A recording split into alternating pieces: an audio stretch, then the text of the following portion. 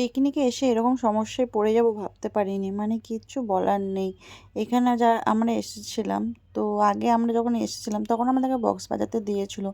তো এখন এখানে অভিযোগ করছে যে বক্স বাজানো হবে না বা কোনো ইয়ে হবে না, তো সেই জন্য আমরা এখন বক্স নিয়ে এসেছিলাম। এবার বক্স যখন এনেছি, ভাই বক্স তো বাজাতে হবে।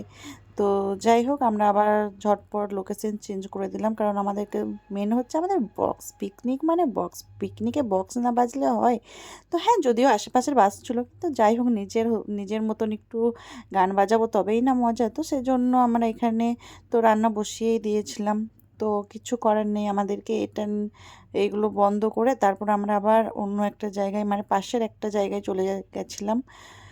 তো চলো ওই জায়গাতেই যাই। আর এখানে মটনটা তো জল বেরিয়ে গেছে, কষতে হবে এবার, কিচ্ছু করার নেই, বন্ধ করে দিতে হবে।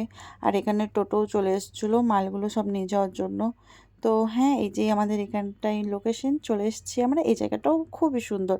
তো এখানে আমরা মন খুলে বক্স বাজাতে পারবো, যত খুশি তত নাচো। তো আসছি আমরা পরের ভিডিওতে। এই জায়গাটা